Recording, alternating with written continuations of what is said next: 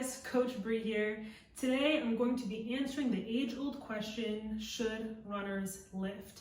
And for those of you who need me to get straight to the point, the answer is yes. Most definitely all runners should lift. Yes, long distance runners included. So if you want to hear my argument, if you want to understand why, how often you should lift, etc., stay tuned. So there's only one reason, there's only one statistic or stat that I give when runners ask me why they should lift.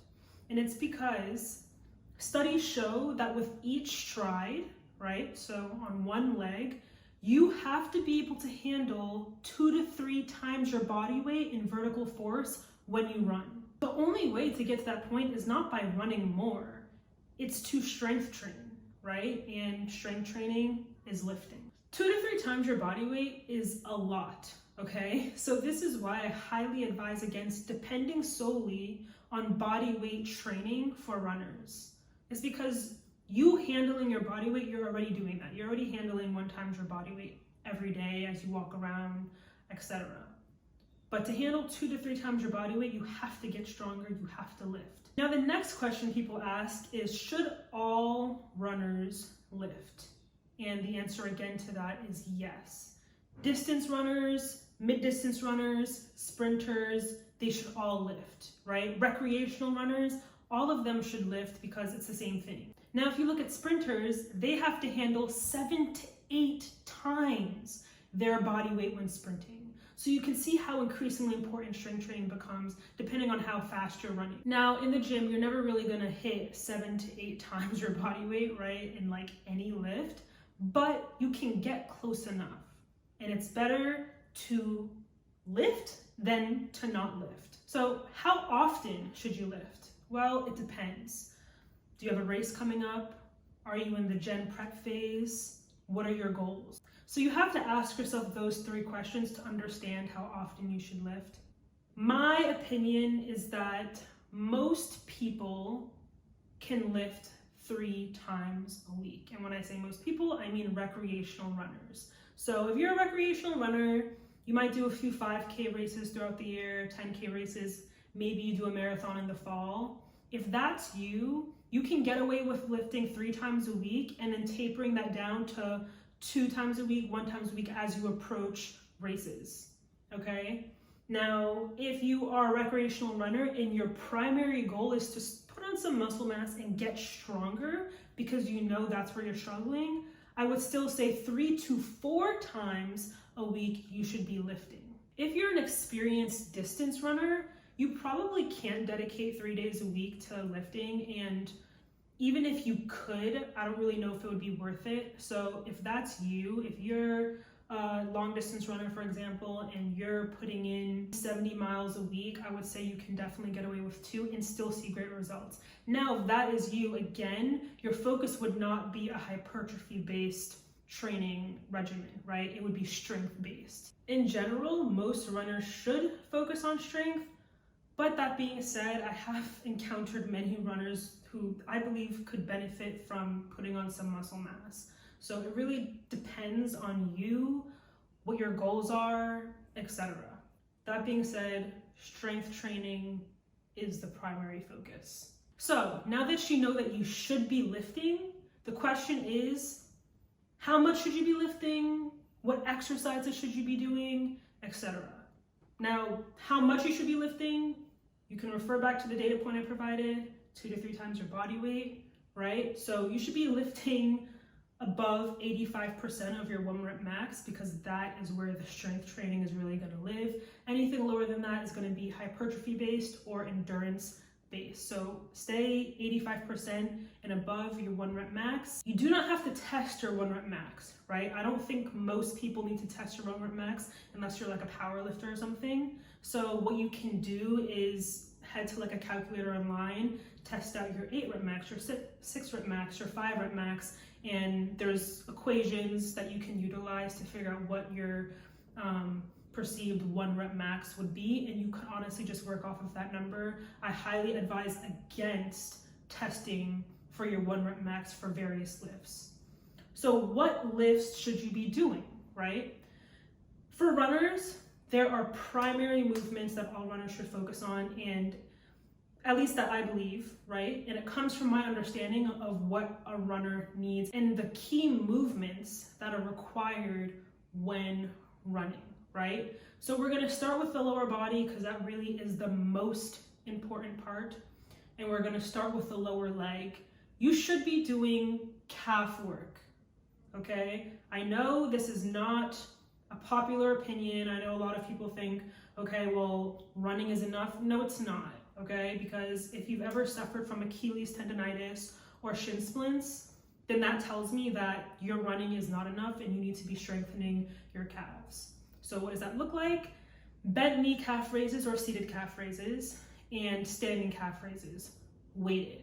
Once you're able to do, I would say, about 25 to 30 reps consecutively with your body weight, you could start adding weight in the smallest available increments. So adding 2.5 to 5 pounds every few weeks as you progress, okay? So you should be doing calf work, and this is not really related to strength training per se, it's plyometrics training, but you should be doing plyometrics as well, okay? Running is just constant bounding, it's constant jumping from one leg to another. So if you're not doing single leg plyometric work, if you're not doing plyometric at all, you're actually just leaving a lot of speed, distance, you name it, on the table. We're gonna move up to quads and hamstrings. These are the king, queen of like a runner's body, right? Hamstrings are the queen for sure. You want to work these muscles through various moments. So the eccentric moment, through the concentric moment, and an isometric moment. All three, not one or the other or whatever, all three. So for example, for the hamstrings, a Romanian deadlift would work the hamstrings through the eccentric moment, right? So the lengthening phase.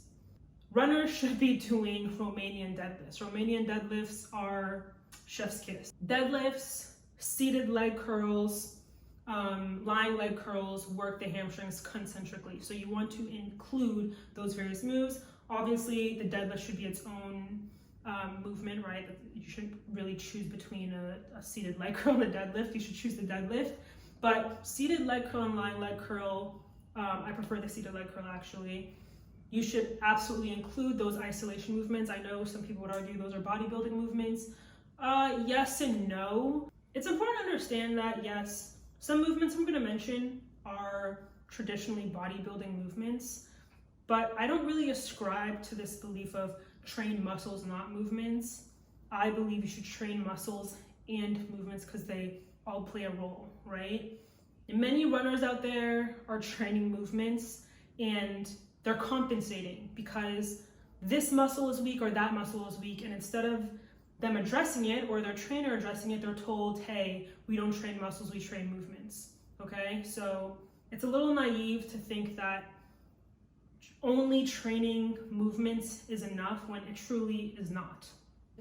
Deadlift, seated leg curl, and lying leg curl, like I said, I prefer the seated leg curl, are all gonna train your hamstrings concentrically.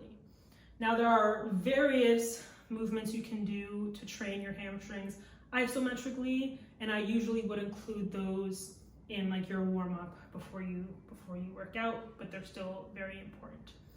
Now to speed this video up, we're going to go to the quadriceps, okay? Same thing, you want to train your quads concentrically, eccentrically, isometrically, right? So you want to do squats, right? Those are going to train your quads eccentrically. Squats are a great movement, everyone should be squatting.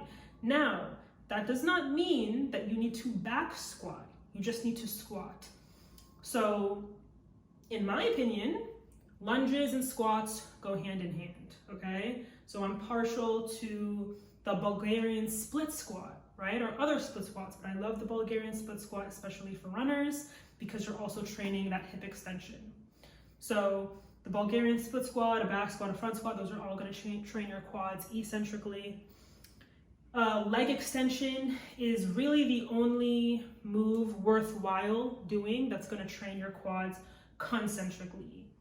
Please use the leg extension machine. Many of you have runner's knee And it's because your patella, your kneecap, is not tracking correctly, and the leg extension will really help out with that. So I promise you, do the leg extension, be honest with yourself, right? Don't ego lift. I see a lot of people swinging on the leg extension. You will hurt yourself that way. Work with the range of motion available to you. Always try to increase the range of motion when you can. But I promise, including the leg extension is really going to change not only how your quads look, but how strong they are and really what they can handle. Obviously, you can do wall sits for the isometric moment. There's many exercises you can do to isometrically work your quadriceps.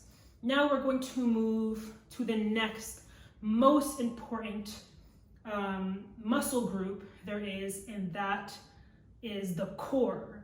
And you will notice I didn't mention glutes as a part of the legs, even though they technically are, but I see the glutes as more of a part of the core than the legs in terms of just like their function when you're running. So for glutes, this one is difficult because I feel like a lot of people think that they have a glute weakness when they really lack pelvic balance, and I'll have to do a completely different video on that. But before you start to believe that your glutes are weak, I want you to look at your pelvic alignment, okay? Nonetheless, there are many exercises you can do for your glutes. Romanian deadlifts work your glutes eccentrically as well, as long as you are completing the movement correctly, right? Stiff leg deadlifts will prioritize the hamstrings, but Romanian deadlifts will prioritize both the hamstrings and the glutes. So the Romanian deadlift also works your glutes as well, like I said, as long as you're performing it for that purpose. Hip thrusts work your glutes concentrically, so you can do single leg hip thrusts, bilateral hip thrusts, etc. And like I've mentioned before, for the other muscle groups, there's various exercises that I won't get into that will work your glutes concentrically. Now to the rest of the core, right?